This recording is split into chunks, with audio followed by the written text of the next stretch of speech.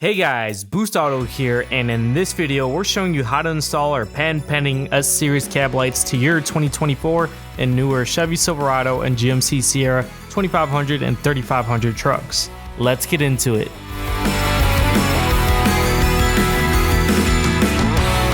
Get ready to boost up your truck style with Boost Auto's patent pending S-Series cab lights. Our cab lights aren't just any cab lights, they're built with pure quality and precision, so of course they're gonna look way better on your truck than anything else out there. We put in years of research and some serious innovation to bring you the ultimate cab lights for your truck. And here's the kicker, we got not one, but two distinct styles for you to choose from.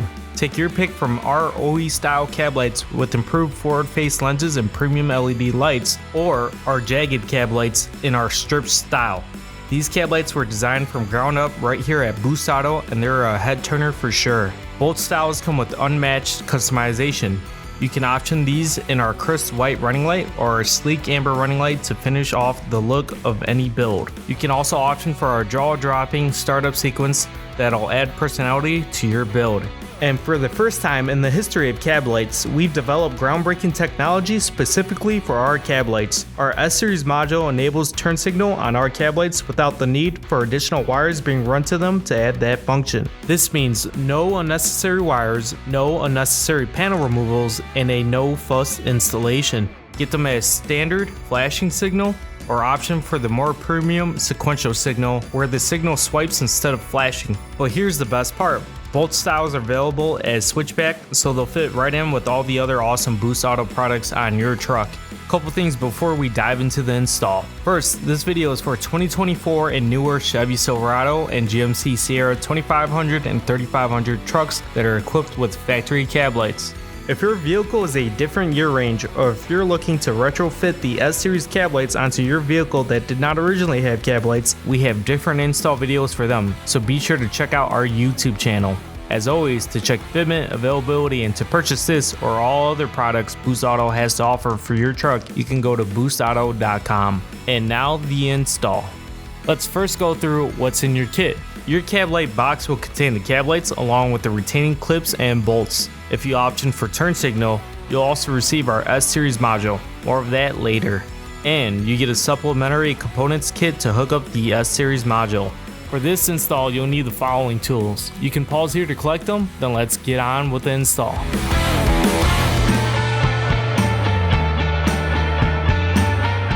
Before you do anything else, if you have a sunroof on your truck, definitely roll that back all the way. Now we can disconnect the batteries. Go ahead and disconnect them at the negative terminal.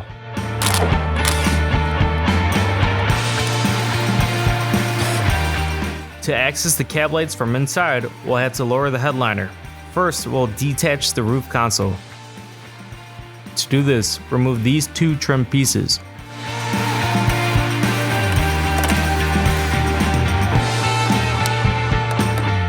Next, we'll remove the two T15 screws that are deeper and laid and closer to the windshield.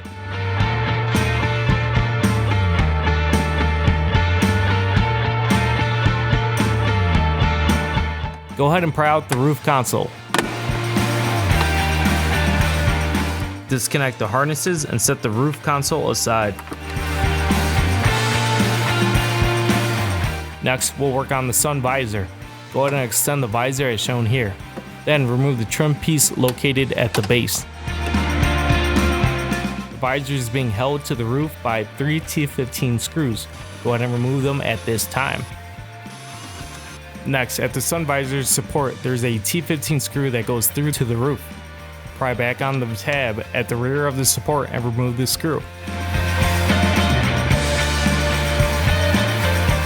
Next, we'll remove the windshield pillar. We'll show how to do this on the passenger side. Begin by removing these two trim pieces. Underneath, go ahead and remove the bolts. They're both 10mm. With the bolts out, you can pull back on the pillar, then up to release the insert at the bottom of the pillar. Depending on the package of your vehicle, this panel may have a speaker attached. Be sure to disconnect the harness to completely detach the trim panel. Finally, on the passenger side, move to the B pillar. First, remove this trim clip. Then remove the 7mm bolt underneath. Go ahead and pull back on the panel to detach it. Repeat everything up to this point on the driver's side. The steps as well as the tools used are identical to the passenger side. If you have a sunroof on your truck, go ahead and detach the front 3 trim clips.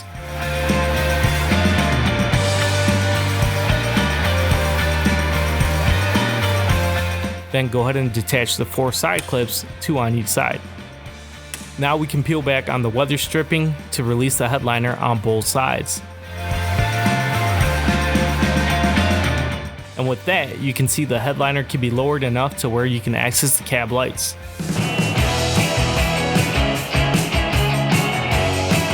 Let's first remove the driver's side or left-hand light. Locate the bolt for this light. Be sure to locate the correct one, as the bolt for the antenna will be located close to this one. The bolt and retainer we're interested in is the one farthest out. Go ahead and first disconnect the cab light connectors. All cab light connectors are identical. Here's a view of it from the other side. You'll have to first pull on the red locking tab and press on the connector tab to disconnect. Then remove the bolt and retainer attached to the cab light. Push the cab light out. If your cab lights have tabs holding them in place, you'll have to depress them to remove the cab light. Next, we'll work on removing the center cab light. It's being held in place by 3 bolts underneath. Go ahead and first disconnect the cab light connector. Then remove the 3 bolts of 3 retainers attached to the center cab light.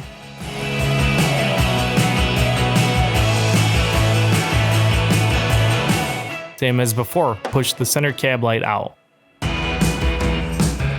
Finally, let's work on removing the passenger side or right-hand cab light.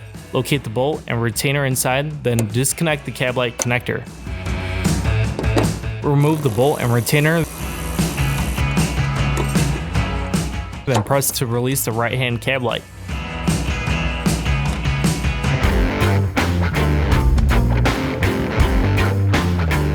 Now we're ready to install Boost Auto's S-Series cab lights to our vehicle. Be sure to give the surface of your vehicle a good wipe down, using your preferred exterior vehicle cleaner to get rid of any dirt buildup or adhesive from your previous cab lights. Our patent pending design creates a superior seal without the need for additional sealants.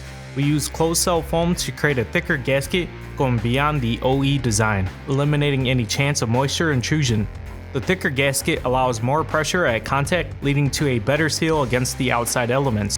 It's important to note here that the retaining clips are directional, meaning they will only mount to the cab light post in one direction. The open slot on the retaining clip will line up to the post of the cab light where it's keyed. It can only slide on in the correct orientation. The bolts go through the retaining clips into the cab light's post like so. Also, the retaining clips are single time use, so make sure to use the clips provided by Boost Auto and to only tighten them once. With that out of the way, let's start by mounting the right hand or passenger side cab light labeled RH. Feed the cab light harness through from the outside.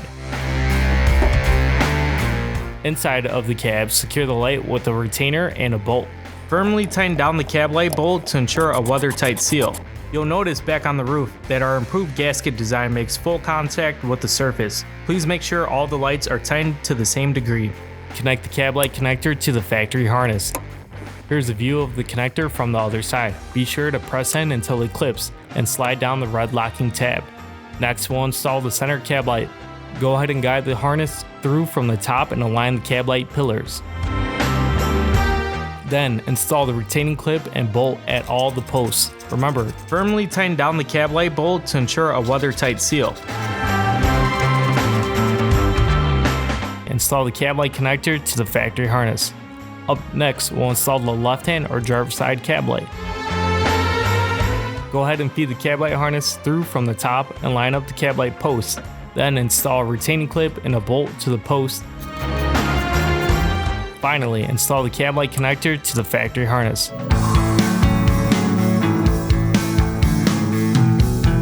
With the cab lights mounted to our vehicle, we can continue by reassembling our headliner. Go ahead and push up on the clips if your vehicle has a sunroof.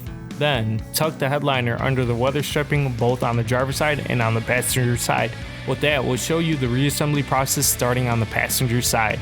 Go ahead and snap on the B pillar and make sure it's tucked under the weather stripping. Then install the 7mm bolt up top, following by the trim piece. Then let's move on to the roof console. For the roof console, reconnect all the harness connectors to the console. With that done, you can go ahead and snap the roof console in place. Go ahead and install the 2 T15 screws and snap the trim piece in after that. Next, install the screw at the sun visor's support.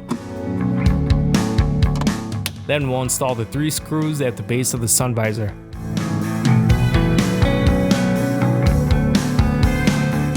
Slide the trim piece at the base and snap it into place. Next, we'll install the windshield pillar. If you had disconnected a speaker during removal, reconnect that harness now. Then guide the bottom of the panel down first, followed by snapping the rest of the clips into place. Install the bolts at the grab, then snap the trim pieces into place. On the driver's side, reinstall all the components in the same way. Hey, if you got our plug and play option equipped with running light only without turn signal, your install is complete and you can skip the next section and go to reconnecting your batteries. However, if you opt for turn signal, you will also have to install our S-Series module to enable all the lighting features. We'll break that down for you up next.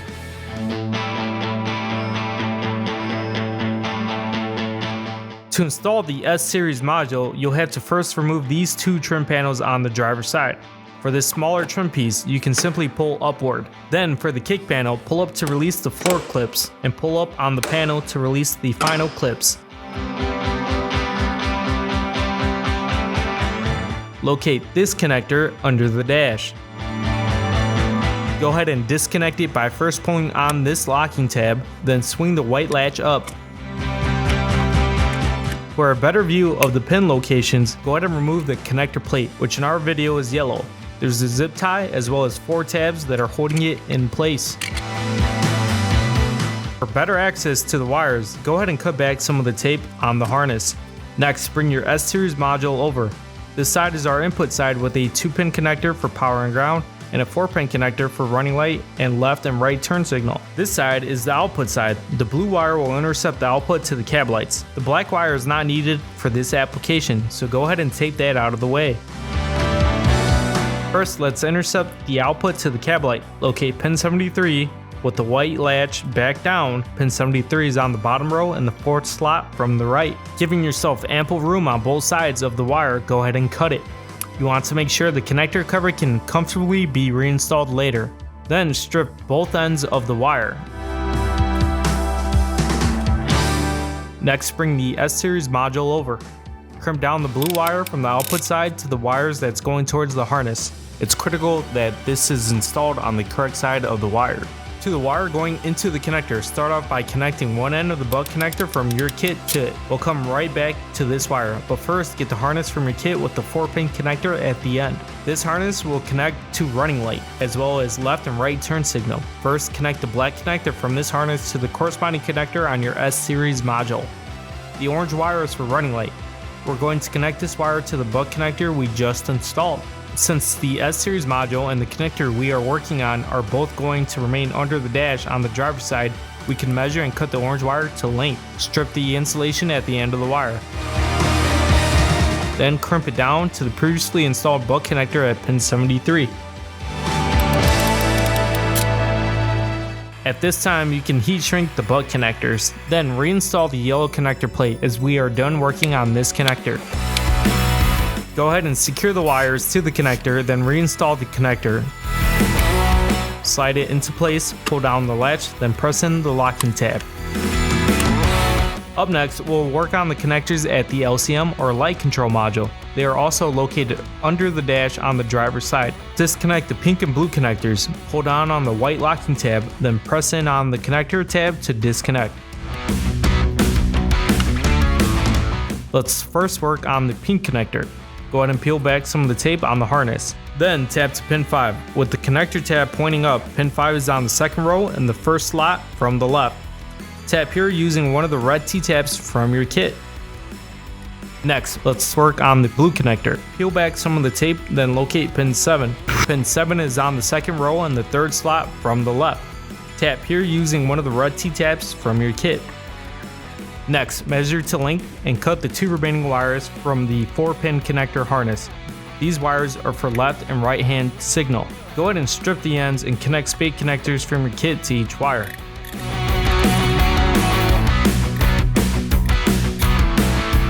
Awesome. Pay close attention to this next part. For left hand signal, we'll take the red and blue wire from our harness and connect it to the T-tap on the pink connector. And for right hand signal, we'll take the red and green wire from our harness and connect it to the blue connector.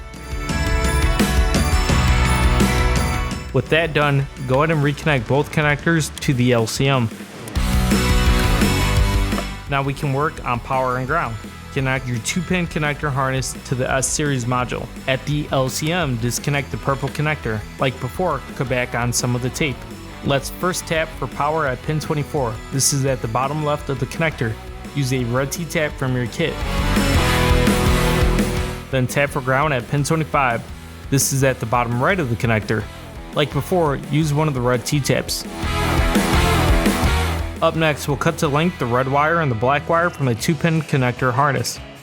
If your wiring kit includes an inline fuse, it will have to be installed to the red power wire from your harness. Here's how you do that. After you have cut the red wire to length, strip the insulation and crimp down the butt connector end of the inline fuse to the red wire. Your kit will already have an eyelet and spade connector that will connect to the other end of the inline fuse depending on your application. For our application, we're going to be using the spade connector. Go ahead and crimp it to the inline fuse. If your kit does not come with an inline fuse, you can install spade connectors directly to the red power wire and the black ground wire. Just strip the ends of the wire and crimp down the spade connectors. Take the red wire and connect it to pin 24 for power, and connect the black wire to pin 25 for ground. Go ahead and reconnect the purple connector to the LCM. Then secure the S-Series module to the side and tuck away any excess wire. Finally, we can reinstall the kick panel and the side trim piece.